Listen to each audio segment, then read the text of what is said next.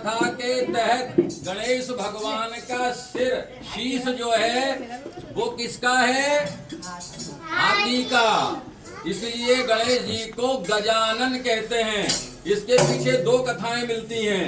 एक तो भगवान शिव के द्वारा सिर खंडित करने की, इसीलिए क्योंकि जया विजया नाम की माता पार्वती ने, पार्वती जी की जो सखी थी, सहेलियां थी, उन्होंने माता से कहा था कि आप ऐसा कोई पुत्र, बच्चों कोई बोलेगा नहीं बीच में, ऐसा कोई पुत्र प्रकट करो माँ जो आपकी बात माने। पुत्र का धर्म होता है कि वो माता की आज्ञा का पालन करे किंतु पिता की उपेक्षा भी ना करे। शिव जी की उपेक्षा के कारण शिव जी ने सिरोच्छेदन गणेश का किया। ये शिव महापुराण की कथा है। दूसरी कथा ब्रह्म वेवर्त पुराण में आती है, जिसमें कहा गया है शनिश्चर दृष्टि मात्रेण छिन्नस्ति शिरसः मुने, यानी शनि की दृष्टि पड़ने से गणेश जी का सिरोच्छेदन हुआ।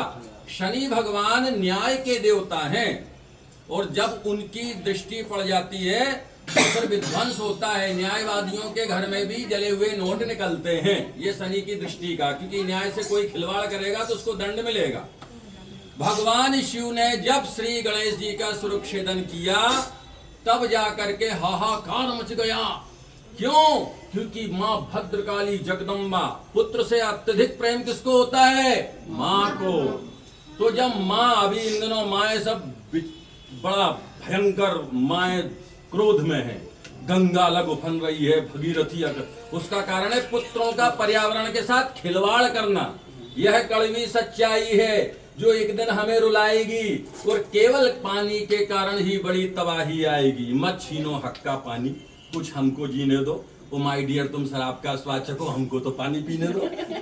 ये है, जब तक इस काल पवित्रता का अर्थ जब खंडित होगा, माँ का हृदय जब दुखेगा तो माँ क्रोध में आएगी। विष्णु भगवान को ये पता चला कि अगर गणेश का सिर पुनः सर्जरी नहीं की गई तो परिणाम में संपूर्ण त्रिलोकी तहस नहस हो जाएगी। तो एक हथनी जो पुत्र को, लड्डू चुपचाप है, एक विमाता, माता अगर पुत्र को पीठ दे दे तो विमाता कहलाती है। और उस विमाता हथनी के पुत्र की गर्दन विष्णु नारायण लेकर के आए, वो श्री गणेश जी के धड़ पर उसे संस्थापित किया गया। इसलिए यह तब से कहलाने लग गए गजानन। गजानंद नहीं, गजानन। बोलो गजानन गणपति भगवान की जय।